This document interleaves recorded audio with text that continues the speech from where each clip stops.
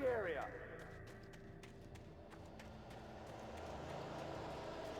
Stay sharp. This way. Over here.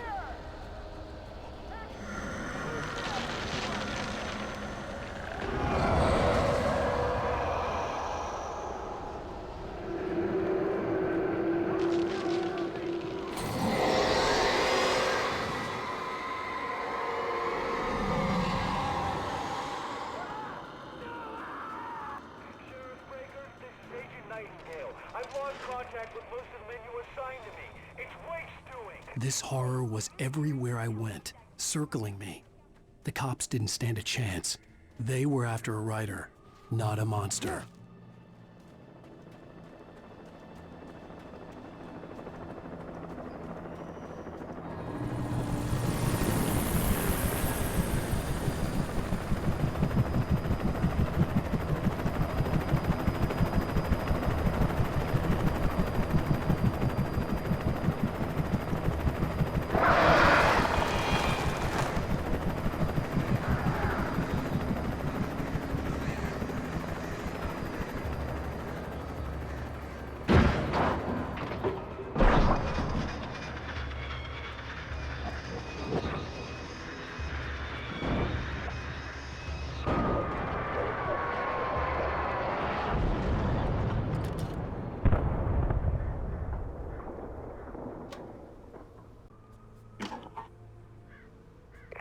This is James. Mulligan, Thornton, come in. Over. Thornton here. James, we got both Wheeler and Rose in custody. They didn't put up a fight or anything. I could see the lights of the radio station in the distance. Sit down and give me that. James, Mulligan here. Over. Go ahead, Mulligan. Over. We got Wheeler and Rose here. Wheeler's drunk or hopped up on something. Speaking of which, that's bad.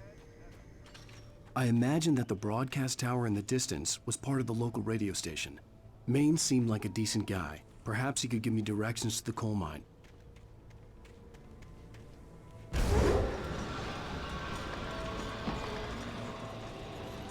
Unnatural shadows clung to the gate. The darkness that was after me was trying to stop me. I wouldn't get through without a light.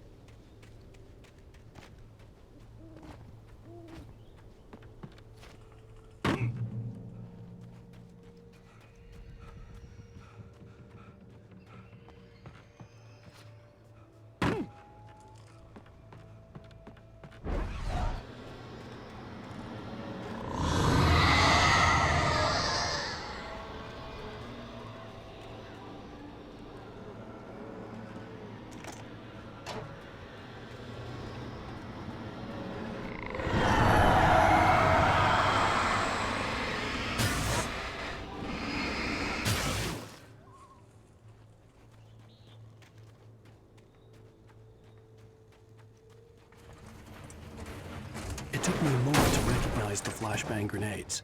They were an ideal weapon for my situation. Team 1, come in. Over. Team 1, this is Sheriff Breaker. Report. Over.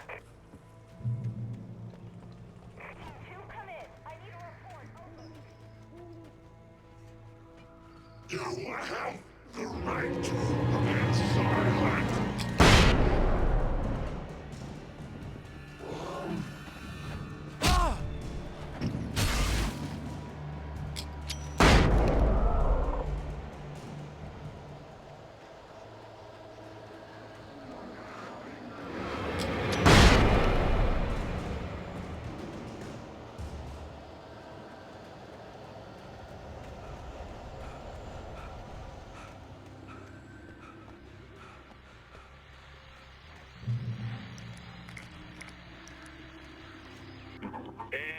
another call.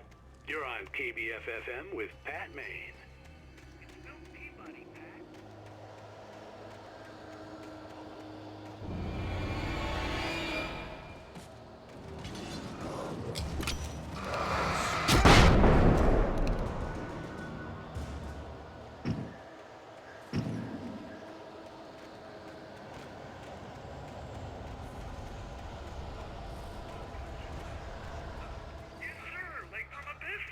So can you find out what's going on?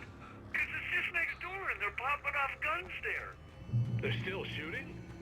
No, it was maybe 10, 15 minutes. God, I'm telling you, it don't sound like no party.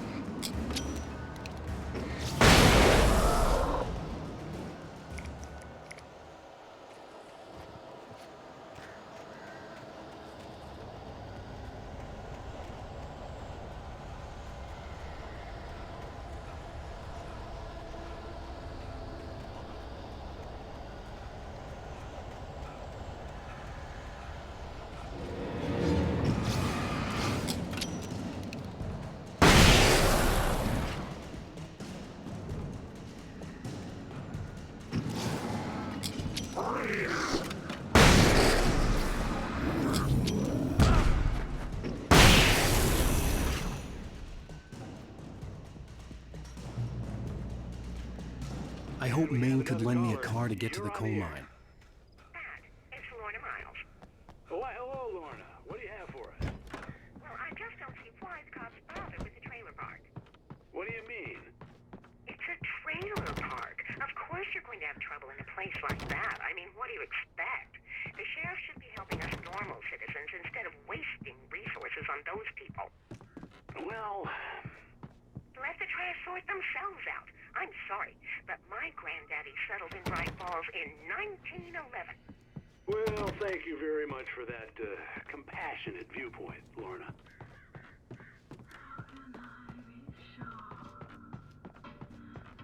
Oh, here's a little surprise. The famous writer Alan Wake just walked in. Folks, I'm going to see if I can talk him into an interview. Come on in, Mr. Wake. Oh, I'm so glad you could find the time to do this, Mr. Wake.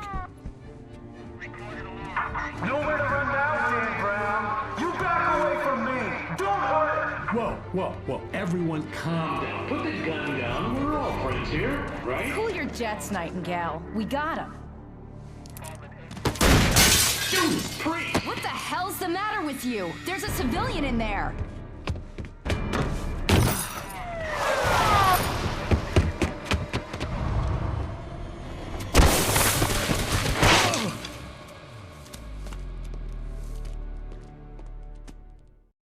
I'll get you yet, even if it kills me. You hear me? You hear me, H.P. Lovecraft? I had fallen off so many cliffs it was ridiculous. That's what you get for naming a book The Sudden Stop. It was probably good I hadn't had the chance to tell Maine where I was going. I'd have to lose the cops and find my own way to the mine.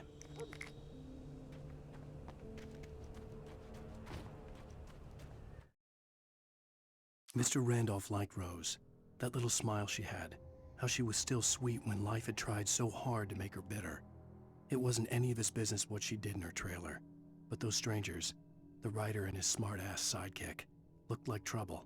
And they'd been in there for hours, way past her normal bedtime. He reached for the phone and called the sheriff's station. For decades, the darkness that wore Barbara Jagger's skin slept fitfully in the dark place that was its home and prison. It was hungry and in pain. It dreamed of its nights of glory when the poet's writing had called it from the depths and given it a brief, terrible taste of power and freedom. The rock stars had stirred it from the deep sleep the poet had sunk it back to in the end. Nightingale stared through the broken studio window into the dark woods. He turned around, started to walk out, but Maine grabbed his arm. "Young man, you almost shot me. You don't shoot off rounds at people like that. What's the matter with you?" Nightingale shook his arm free, marched out. His cheeks burned with rage and humiliation.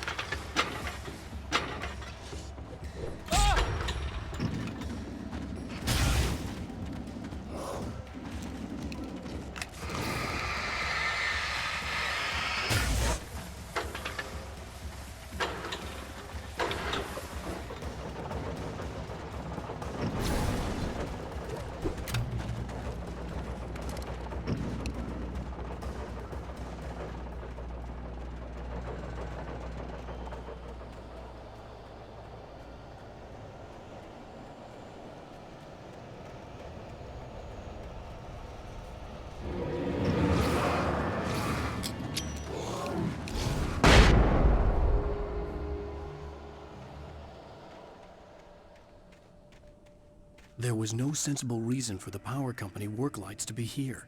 It was almost as if they'd been left for someone like me to use.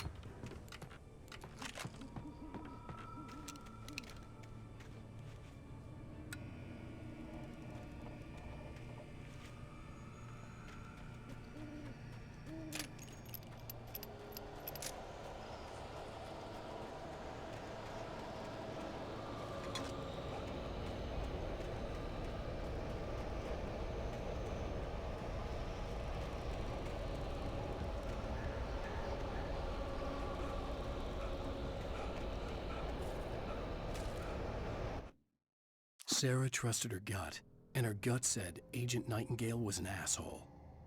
He felt wrong, and it wasn't just the smell of stale booze. It was in the way he flashed his badge, pulled rank, the look in his eyes when he wanted answers. Where was Alan Wake? What was this about an accident? Where was his wife? And most importantly, why did she let Wake go? He wouldn't answer her questions. Federal business was all he'd say.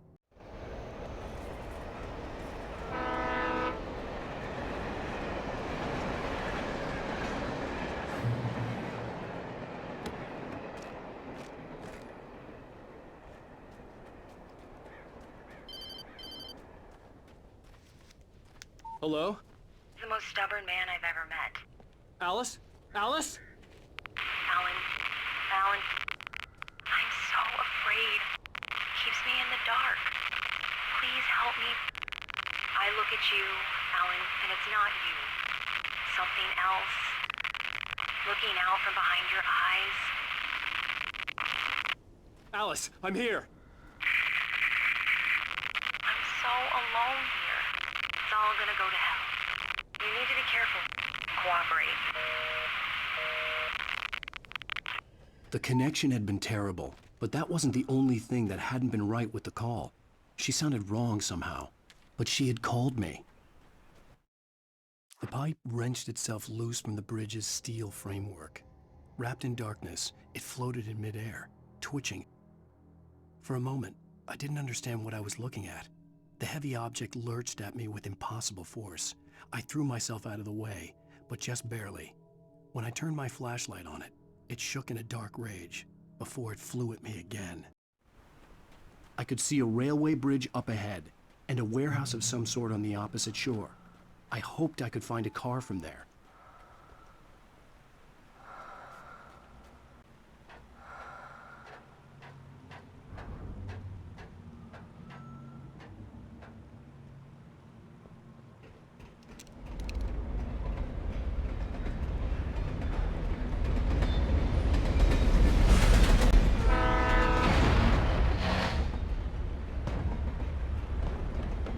The darkness that was pursuing me was growing stronger, and it was taking over everything in its path.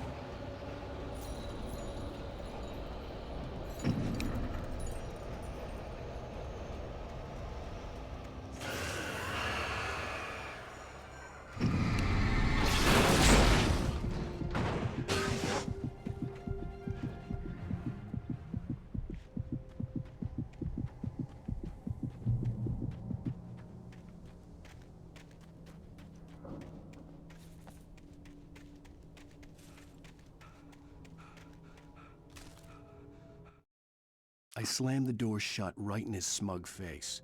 He pleaded for me to open the door. True to form, the asshole actually thought I would obey. I had no sympathy left, no guilt either, not for him. I took a moment to savor the scream. I bet I had a smile on my face. It was all that I had time for. The dark presence was inside the lodge with me. As a teenager, just starting to get interested in writing, Stephen King had been a source of inspiration to me. I thought about all the inanimate objects that had come to life in his books. No one is safe in a good horror story. Certainly not the protagonist. That's what makes them fun. This was anything but. The darkness could possess anything, and it was getting closer.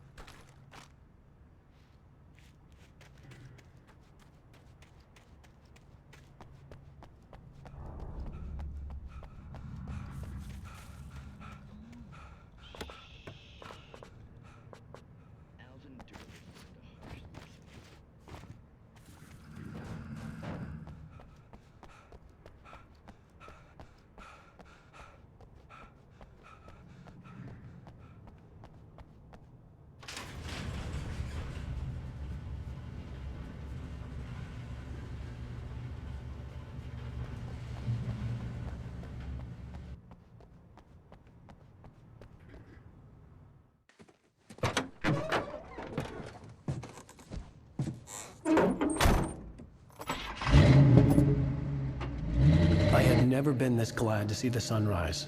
I had a couple of hours to get to the coal mine.